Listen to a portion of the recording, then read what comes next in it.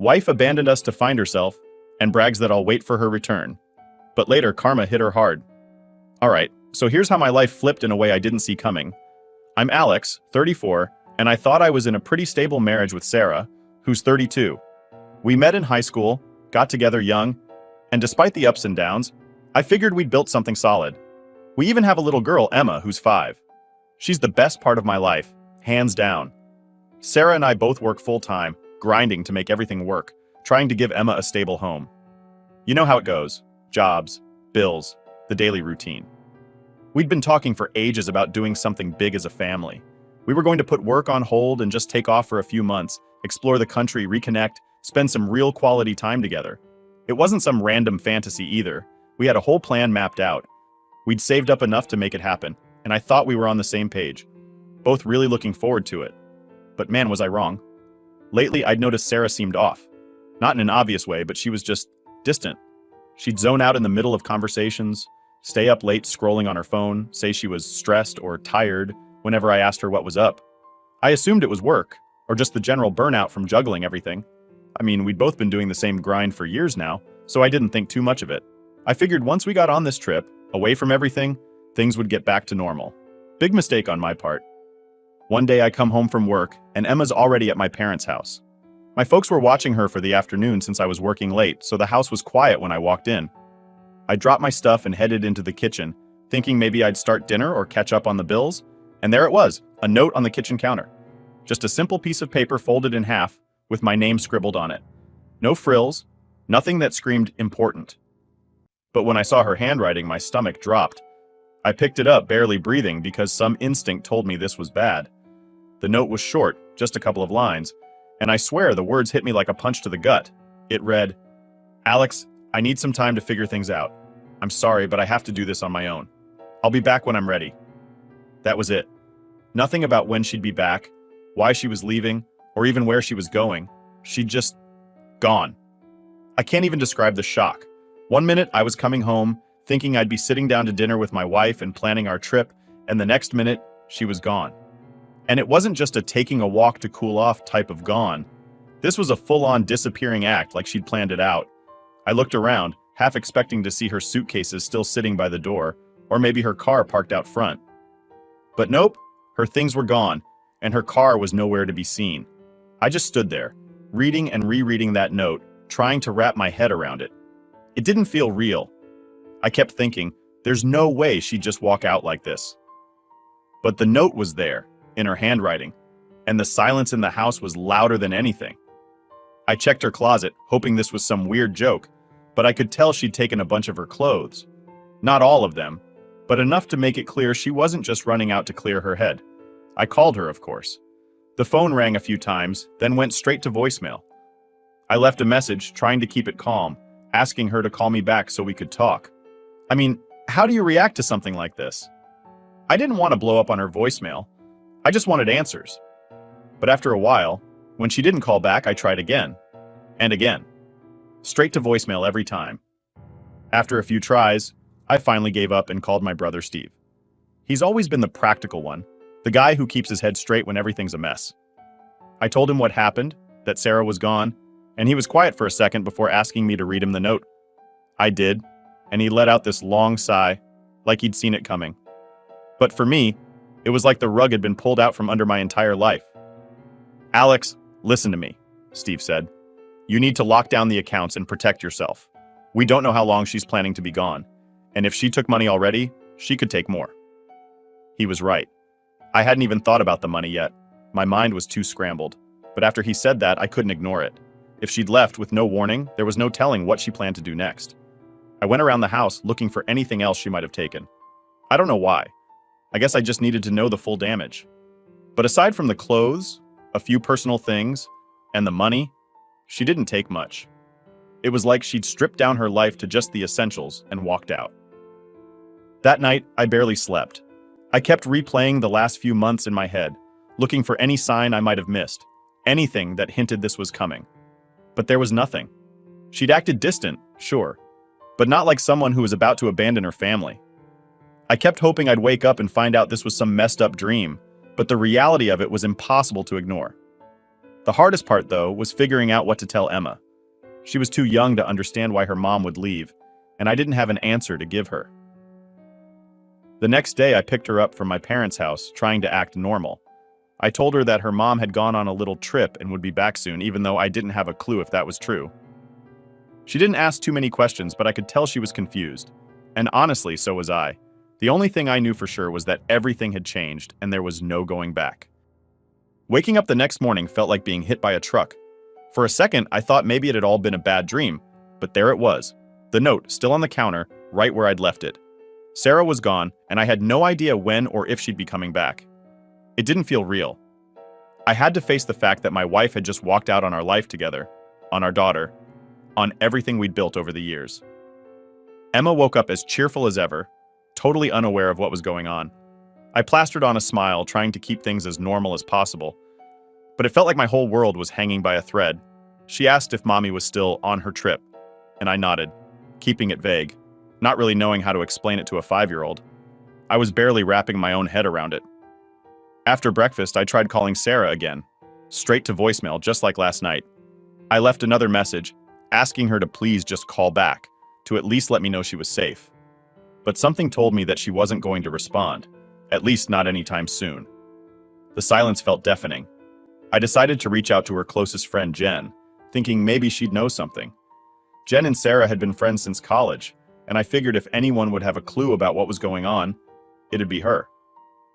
I called Jen, trying to keep it together, but my voice cracked as I explained everything. Wait, what? She just left? Jen sounded shocked, genuinely caught off guard. I haven't heard anything about this, Alex. She didn't say a word to me about needing space or wanting to leave. Her reaction confirmed what I was afraid of. Sarah hadn't even confided in her best friend. This wasn't just some random trip. It was something she'd planned and kept hidden. Jen told me she'd try to reach out to Sarah, maybe see if she'd pick up the call. She sounded as worried as I felt, but it didn't exactly bring me any comfort. Sarah had taken off without telling anyone, without even a hint of when she'd be back. And now it was all on me to keep things together. The rest of the day was a blur of trying to act normal while feeling like my whole life had been turned upside down. I took Emma to the park, played with her like I always did, but my mind was somewhere else. Every time she laughed or asked me a question, it was like a stab to the heart. I couldn't shake the image of Sarah leaving us without a second thought, leaving me to answer questions I didn't have the answers to. That night, after Emma was asleep, I finally sat down and let myself process everything. I thought about all the times that Sarah had seemed distant over the last few months. I thought about her staying up late on her phone, her saying she felt stuck and needed to find herself. At the time, I'd thought she was just stressed. I'd offered to help, to talk it out, but she'd always brush me off. And now, looking back, I realized she must have been planning this for a while. In the quiet of the house, it hit me just how alone I felt. This wasn't some small fight we'd bounce back from. This was real, and it was ripping my life apart in a way I hadn't expected. I tried to remember what Steve had told me the night before, about locking down the accounts, protecting what was left. I'd already put holds on the joint accounts and canceled the shared credit cards, but there was still this gnawing feeling that I hadn't done enough. So I sat down, logged into our bank accounts, and took a closer look. She'd already withdrawn a chunk of our savings. Not everything, but enough to leave a serious dent. I'd worked hard to save that money, and now half of it was gone. I felt this mix of anger and betrayal boiling up inside me. I kept picturing Sarah somewhere, carefree, living her new life, while I was left picking up the pieces. I decided to check her social media, just to see if she'd posted anything, if there was any hint about where she was or what she was doing. I wasn't even sure I wanted to know, but I couldn't help myself. And there it was. A new post on her Instagram from a few hours earlier. She was on some beach, sunglasses on, with this big, carefree smile. The caption read, "Finally feeling free." I sat there, staring at that photo, feeling like I was seeing a stranger. This wasn't the Sarah I thought I knew. She was out there, living her best life or whatever, while I was at home, trying to explain to our daughter why her mom wasn't around. The comments were full of her friends hyping her up, saying things like, "You deserve it, girl," and "living your truth." It felt like I was the only one seeing the full picture, that she just walked away from her family. I took a screenshot and sent it to Steve. He replied almost immediately, calling me to ask if I was okay. I wasn't, not even close, but I told him I was handling it. What else was I supposed to say? I wasn't going to break down on the phone, even though that's exactly how I felt. Steve told me I needed to think about what my next steps were, that I couldn't just wait around for her to decide if she wanted to come back. And he was right. I couldn't keep pretending like this was temporary, like she'd just gone off on a quick trip and would be back any day now. She'd made her choice, and now I had to figure out how to move forward. But it was easier said than done. The next few days, I kept going through the motions, taking care of Emma, going to work, pretending everything was normal when it was anything but. I was barely holding it together, and every time I looked at Emma, I felt this crushing weight of responsibility. I'd always pictured us as a family, working through things together. But now it was just me and her. I had no idea how to explain any of this to her, and I didn't even know if I could. One night, after I'd put Emma to bed, I sat down and just let myself feel it. The anger, the sadness, the betrayal. I thought about all the years we'd spent building a life together, all the sacrifices we'd made, and now it was like none of it mattered to her. She was out there, living free, and I was left here, alone, trying to pick up the pieces for our daughter. And that's when I realized that I couldn't keep waiting around for her to decide what she wanted. Sarah had made her choice, and it didn't include me or Emma. It hurt like hell, but I knew that I had to start focusing on what was best for us. I wasn't going to let her keep us in limbo, waiting for her to figure out if we were worth coming back for. The next day, I called a lawyer. I didn't know if I was ready to file for divorce, but I needed to know my options. I needed to understand what I could do to protect myself and Emma. I felt like I was finally taking a step forward, even if it was a small one. This wasn't the life I'd planned, but it was the one I had now, and I was going to do whatever I had to do to make it work for us. After that call to the lawyer, I thought things might start getting clearer, that maybe I'd get a sense of control, but if anything, it just made me realize how far gone Sarah really was. This wasn't just a temporary thing, she'd made her choice, and I was left to deal with the fallout.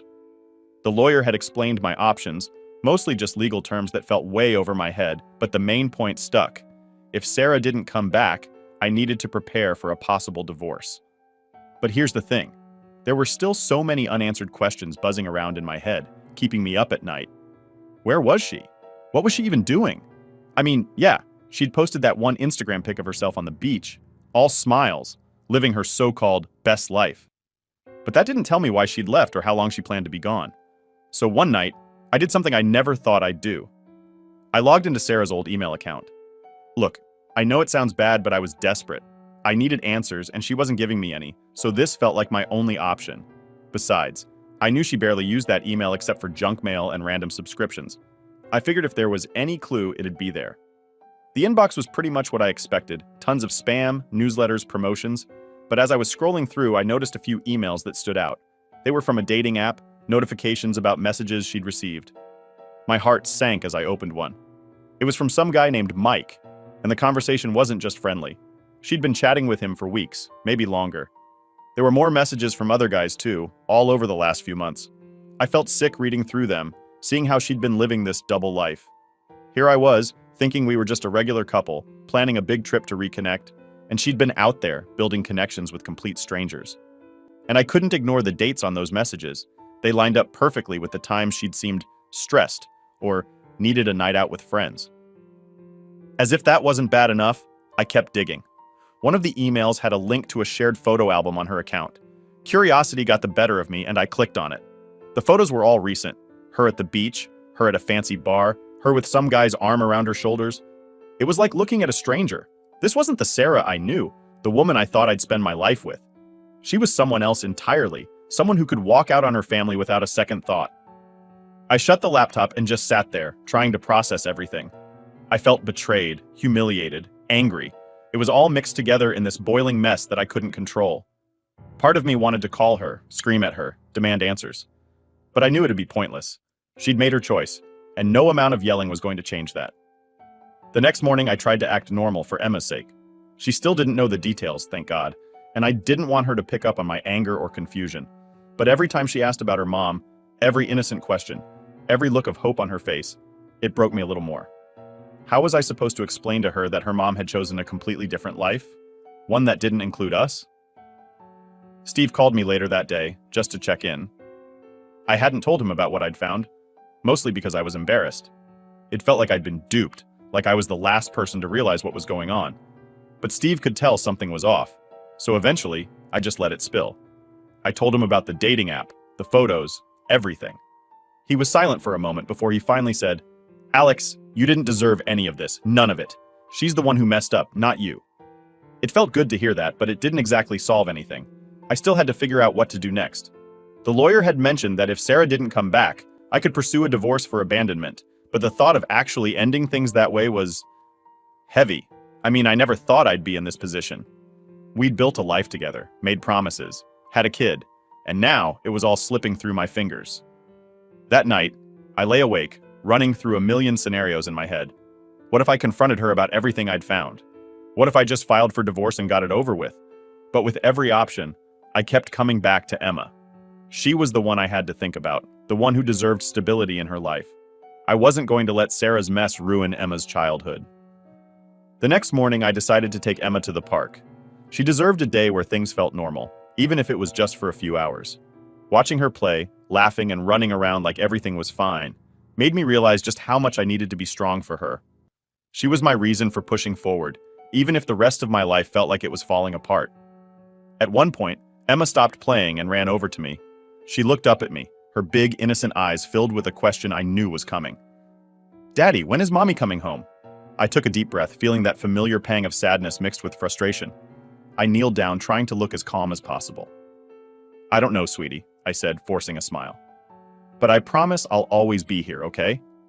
She nodded, but I could tell she wasn't satisfied with that answer. She just hugged me, holding on tight, and I hugged her back, hoping that somehow I could protect her from the reality of everything that was happening. Later that evening, I finally made up my mind.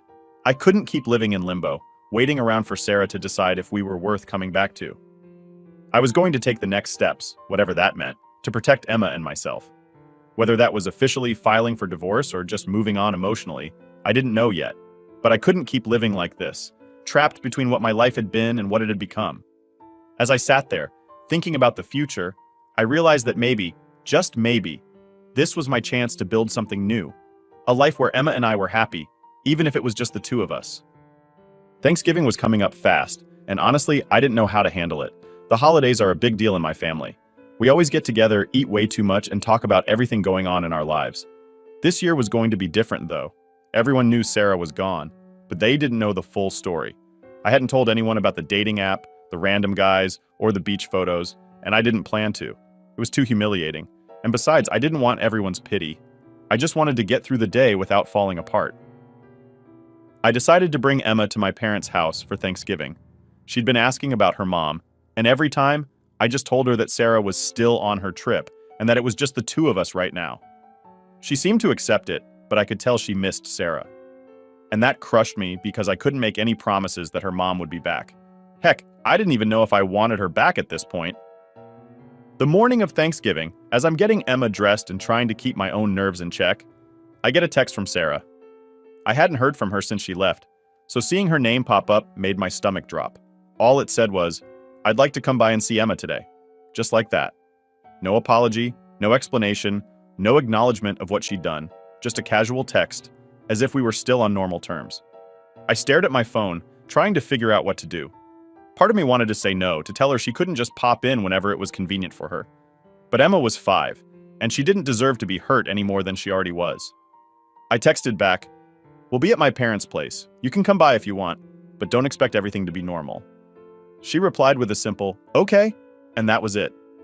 When we got to my parents' house, everything was set up like usual. My mom was bustling around in the kitchen, and my dad was sitting in his favorite chair, watching the parade with my brother Steve. They greeted me with sympathetic smiles, but they didn't say anything. They'd known me long enough to know that pushing me to talk wasn't going to help. I could tell my mom was worried, though. She kept glancing at me with that look she gets when she wants to fix things, even though she can't. Emma was playing with her cousins when Sarah finally showed up. She walked in like nothing had happened, dressed up, smiling, looking like she'd just come back from a fun weekend trip instead of a month-long disappearance. She made a beeline for Emma, scooping her up in a big hug, and Emma's face lit up. I felt this mix of anger and relief. Angry because she was acting like everything was fine, and relieved because at least Emma was happy, if only for a little while. The whole family was watching, and the silence was thick. My mom broke it by politely offering Sarah a drink, which she accepted, and they all sat down around the table. I could tell everyone was waiting for someone to say something, to address the elephant in the room.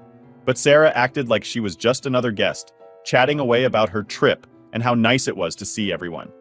At one point, I couldn't take it anymore. I leaned over and said quietly, "So, that's it? You're just going to act like nothing happened?" She glanced at me, barely fazed, and said, "Alex, I needed this. I needed time to figure things out." She said it so calmly, like she was explaining why she'd taken a longer than expected coffee break, not why she'd abandoned her family. I couldn't keep my voice down. "Figure things out? You walked out on Emma and me without a word. You've been gone for weeks, and now you just show up for Thanksgiving like everything's fine?" Everyone went silent, even the kids. Sarah looked uncomfortable for the first time, shifting in her seat, but she kept her calm. "I'm here now, aren't I? I wanted to be here for Emma, to show her I still care." Steve was glaring at her, and I could see the disappointment in my parents' eyes. But Sarah just brushed it off, reaching for Emma again and trying to distract her with talk about her adventures. I realized she wasn't going to own up to anything. She wasn't going to apologize or explain. To her, this was all just a minor hiccup in her life, something she could sweep under the rug. The rest of the meal was tense. Every time Sarah tried to make small talk, someone would either ignore her or give a short answer. She tried laughing it off, but it was clear she knew she wasn't welcome. After dessert, she finally stood up and said she had to go, that she had other plans. Emma looked disappointed, but she hugged her mom and asked when she'd see her again. Sarah glanced at me, and for a second, it looked like she might actually say something meaningful. But all she said was, "Soon, sweetie, I'll be back soon." And just like that, she walked out, leaving the mess behind her once again. After she left, my mom pulled me aside and asked if I was okay. I wanted to say yes, to reassure her, but I couldn't. I was angry, hurt, and feeling like I'd just watched my life unravel in real time. My dad patted me on the back, his way of saying he was there for me, even if he didn't know what to say. On the drive home, Emma was quiet. She didn't say much, just stared out the window with this sad look on her face. I tried to cheer her up, pointing out holiday lights and talking about how we decorate our place soon, but she barely responded. When we got home, she went straight to her room without a word. I sat alone in the living room, feeling the weight of everything that had happened. Thanksgiving was supposed to be a time for family, for feeling grateful, but all I felt was empty. Sarah had come in, messed everything up, and left again, leaving me to deal with the aftermath. I knew then that this was going to be the new normal, me holding everything together, while she flitted in and out whenever it suited her. I was done. Done waiting, done hoping she'd come around, done pretending everything would be okay. I didn't know exactly what my next move would be, but I knew one thing for sure. I was going to build a life for Emma and me, and it wouldn't include Sarah's half-hearted appearances. We deserved better than that. After Thanksgiving, I felt different, like something had finally snapped into place. I wasn't angry anymore, not like I'd been when Sarah first left. I was more resigned, maybe even a little relieved. She'd shown me exactly who she was, a woman who could walk away from her family, turn up when it suited her, and then leave without a second thought. It was like watching a stranger move through my life, and I was done letting her come and go like that. I'd spent enough time trying to make sense of it, enough nights lying awake wondering why. Now it was time to move on and focus on Emma and me. The days turned into weeks, and I started settling into our new normal. I found a good rhythm for Emma and me. We'd have dinner together every night, make her favorite foods, do story time before bed. I wanted her to feel safe, to know that I was here no matter what. My family was around a lot more too, especially Steve, who'd stop by just to hang out or help me fix things around the house. It was simple, but it felt good, like we were building something steady, even if it was just the two of us now. Then, right as I was getting used to this, Sarah showed up again. I was at work when she texted, saying she needed to talk, and asked if I could meet her that night. No explanation, no warning, just another demand for my time. I was tempted to ignore her, but a part of me was curious. What was she going to say? Was this just another visit, or did she have some other excuse lined up? So that night, I met her at a small coffee shop. She was already sitting there when I walked in, looking, well, not great. She was wearing her usual, "I've got it all together" outfit, but I could tell something was off. She looked tired, more than I'd ever seen her, and there was this unease about her that I hadn't noticed before. She barely waited for me to sit down before she launched into it. Alex, I made a mistake. I thought I could find myself or whatever, but it turns out that was not what I expected. I just sat there listening, letting her talk. She went on about how things hadn't gone as planned, how she'd lost touch with some of her friends she'd been with, how life wasn't as easy as she'd thought it'd be on her own. Apparently, one of the guys she'd been seeing had swindled her out of money, promising to invest it or something, and now she was in financial trouble. The whole situation sounded like some ridiculous rom-com plot gone wrong, but here it was, real life. Finally, she got to the point. I was thinking, maybe I could come back, just until I get back on my feet. She said it so casually, as if she hadn't abandoned me and Emma, as if she hadn't completely dismantled our lives for her own adventure. I took a deep breath, choosing my words carefully. So let me get this straight, I said, looking her right in the eyes. You left us to go find yourself, you got involved with some guy who scammed you, and now you're back because you need a place to crash? She flinched, but she tried to play it off. It's not like that, Alex. I just thought maybe we could work through this. I want to make things right with you and Emma. I shook my head, feeling this strange sense of calm wash over me. You want to make things right? Sarah, you walked out without a second thought. You left me to explain to our daughter why her mom wasn't around. You show up on Thanksgiving, act like nothing happened, and now you want to come back because you're broke? She looked down, clearly not expecting me to be this direct. She probably thought I'd just cave in, that I'd let her back in like it was nothing. But I couldn't do that. Not for her, not after everything. I'm sorry, Sarah, I said, not feeling sorry at all. Emma and I have been doing fine on our own. We've moved on, or at least started to. I don't think it's fair to her, or to me, to let you come back just because things didn't go the way you planned. She tried to argue, saying how she'd changed, how she was ready to be a family again, but I could see through it. She hadn't changed. She was just facing the consequences of her actions, and now she wanted an easy way out. But life doesn't work like that. As I stood up to leave, she grabbed my arm. Alex, please, don't do this. I'm begging you. I looked at her hand on my arm, feeling a strange sense of closure. Sarah, you left. And in doing that, you made your choice. I have to do what's best for Emma now, and that means not letting her get hurt again. I walked out, feeling lighter than I had in weeks. It was like a weight had finally been lifted. I'd spent so much time worrying about what I'd done wrong, why she'd left, if there was any way to fix it. But in that moment, I realized that sometimes people make choices you can't control, and all you can do is move forward.